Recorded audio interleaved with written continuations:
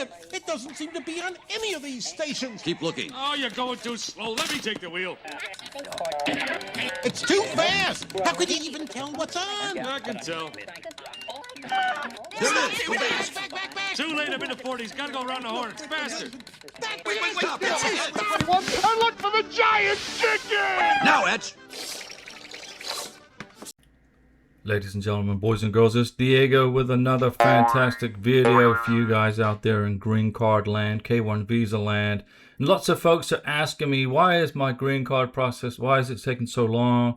Why is the process slowing down? Is it slowing down? So with this video, I'll just go over some statistics, some numbers with you to give you an idea to help you be more patient during this green card application for family members. Your husband, your wife is waiting for his or her green card, your children, you're filing K1 visas. Why is it taking so long? It really isn't taking that long, okay? So let me go over some data with you, but this isn't legal advice. I don't work for USCIS and I'm not an immigration attorney. So come on along, let's get rolling. So the immigration applications waiting on a decision by USCIS, United States Citizenship and Immigration Services, has grown significantly by up to 11.3 million people. Now that's across all visas, okay? And I did a review of recently compiled agency figures, and it indicates that this backlog is still growing bigger and not getting reduced. So you got to be patient during this process. Now, this data that I looked at also matches the analysis studied and published by the American Immigration Council when they released their findings last week in early August of 2026. And basically they calculated that pending immigration cases are up 16.5%, a jump of more than 1.6 million applications, including you guys out there in green card land. And that is up from approximately 9.7 million in 2025. Now, that 11.3 million figure was also calculated by a separate information dashboard the council built earlier in 2026. So the Information Dashboard Council, whatever that is. And they drew on more than 20,000 data points spanning over 190 benefit categories, which includes K1s, green cards, etc. for family-based over the past 10 years. So they did a 10-year study. Now, this information has thus put the USCIS caseload, like I said, at 11.6 million for the quarter ending in September 2025. We're now August 10th, 2026.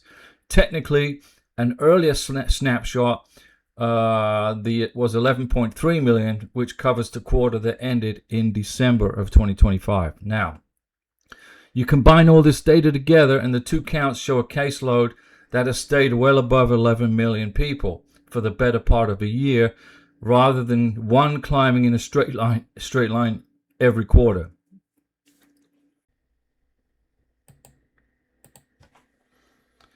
So a more precise calculation called the net backlog, these are cases that have processed much faster than the normal USCIS own processing time goals, okay?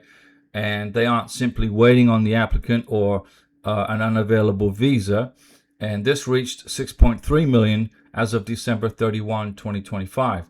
So that's about 2 million visas higher than the 12 months prior, per the Niskanen or the Niskanen Center's tracking of the same underlying agency data. So there's different companies tracking this data. Now, what makes this important, this information, isn't just that there's a large a number of people out there with green cards and visas in the process. It's that they're rising. Even as USCIS is receiving far less work, they're getting less and less work, right, because of the Trump administration. Applications filed with USCIS dropped by roughly a third. That's a big drop. And completed visa applications fell by more than 40% compared with the same quarter in 2025. So the Trump administration is definitely slowing down and reducing the amount of visas and green cards being issued to foreign nationals. So with this reduced workload at USCIS, they're still closing out only 86 cases per every 100 that were filed during the final quarter of 2025. So that's 86%, right? The 11th straight quarter in which completions have trailed new receipts, according to the analysis by some of these groups. Now, let's take a look at work permit numbers for all visa applicants, although I don't recommend you even waste your time as a 2-year green card applicant applying for a work permit. The backlog for Form I-765, which is the employment authorization application, grew by 446,650 cases, which is a 38% increase, and the subset filed by people with pending green card applications nearly tripled. That went from 154,000 cases to more than 461,000 cases. So, in my opinion, don't waste your time or your money applying for a work permit if you are applying for a family-based 2-year green card.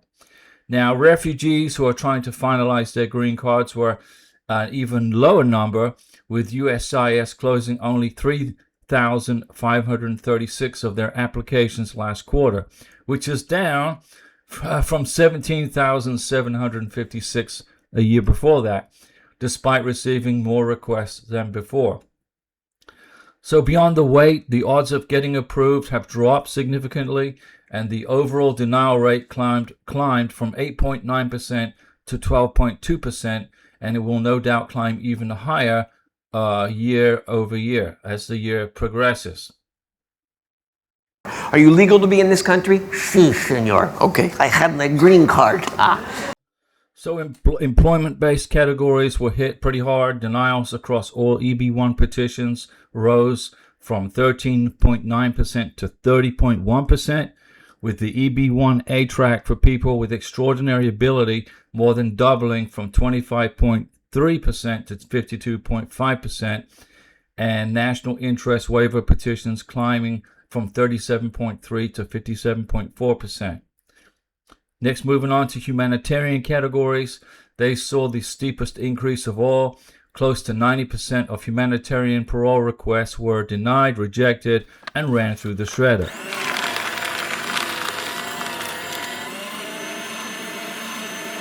Okay, this is up 53% from last year, while parole in place denials more than doubled to 45.8%. So if you are in a parole in place category, most likely you're going to get denied. Okay, much of this slowdown in processing of all visas is attributed to the set of new screening requirements that this current administration began implementing at the end of 2025. Now, I don't have a problem with thorough screening of individuals in order to get a green card to come into this country. On December 2nd, 2025, USCIS quietly froze decisions on green cards, work permits, and naturalizations, and asylum claims for people from 39 countries tied to the administration's travel ban list. Not good, right? Because my wife is from Venezuela, and she was part of that pause or ban, whatever. But a federal judge in Rhode Island and Ohio, a federal judge in Ohio, they both struck down this policy nationwide on June 5th, 2026, finding the government had shown zero justification for keeping the freeze in place. My wife is no threat to the United States of America. She is a huge asset. I brought her here. She didn't ask to come here. Now, even as that litigation played out, USCIS layered on a broader set of enhanced security checks this spring, in 2026, which lawmakers say have paused adjudications well beyond the 39 affected countries. Well, federal judges are overturning a lot of this stuff, because these people have already been vetted at the consular interviews. 23 members of Congress signed off on a letter to USCIS Director Joseph Edlow and FBI Director Kash Patel on June 4th, 2026. They wanted answers on how many cases have been affected, warning USCIS and the State Department that added vetting should not serve as the basis for an indefinite moratorium on adjudications. And I agree, my wife was thoroughly vetted before she came to this great country. In my opinion, the Congress of the United States is pretty much a useless body of non-functioning bureaucrats that do not follow up on their correspondence with USCIS. They send out letters to look good in front of their constituents, and then they just fade away. It's all a show for re-election brownie points for the current upcoming midterm elections in November of 2026. They're just trying to save their jobs.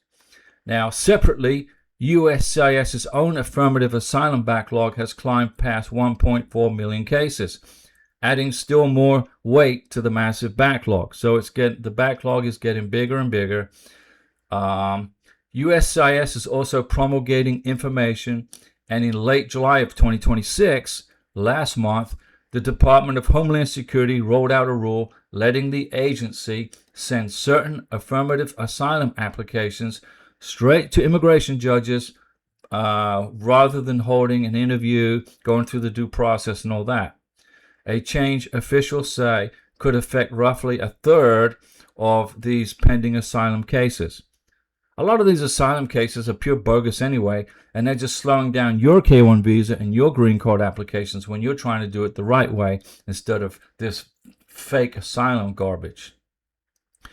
Director Edlow argued that the change was overdue, saying the asylum system has been exploited, these are in quotes, for purposes of delay rather than for legitimate protection claims, and that the shift would let the agency focus resources on cases most likely to be genuine, which is you guys out there watching this video who have been following this channel for a long time while I help you get your green cards approved and your K-1 visas. Now, whether this rule actually shrinks the backlog will likely come down to how many cases are diverted in practice and whether any new filings and continued vetting delays keep piling up faster than USCIS can work through them. It's all unbelievable, right?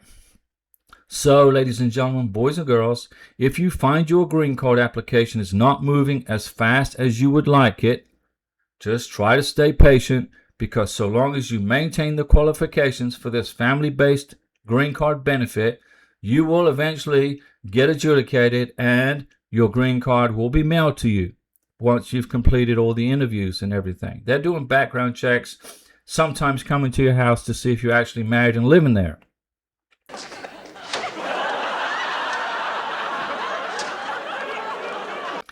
Now, K-1 visas are being adjudicated pretty quickly, so they try also to, so you guys please also be patient as immigration works through this process. Also, do not make any errors in your paperwork. Overwhelm immigration with so much evidence of your real relationship, no matter how trivial you may think it is, include it. Overwhelm immigration with overwhelming evidence of your relationship, of building up to a K-1 visa, your wedding, for the green card, all this information is important. And in 2025, as added information, the Department of Homeland Security placed staff at the Office of the Citizenship and Immigration Services, CIS, Ombudsman on administrative leave. These are the folks that that resolve the immigration complaints and immigration issues. That office has gone away. So contacting USCIS to resolve any problems is getting very limited. Plus, the State Department is closing down lots of consular offices around the world too, especially in Africa.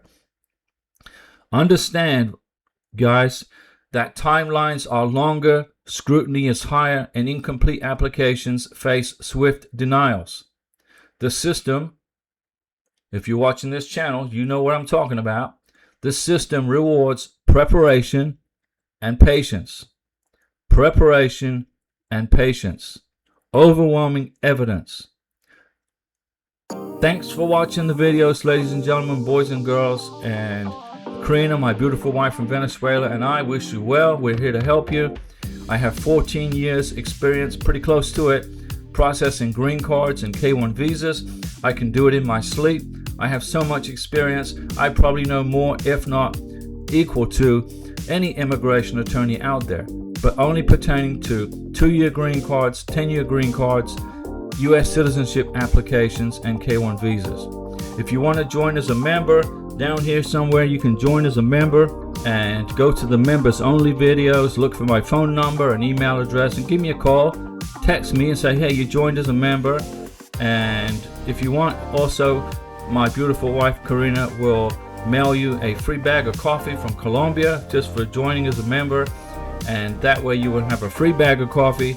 You will have my phone number, you have my email address, and you get access to some of the members only videos.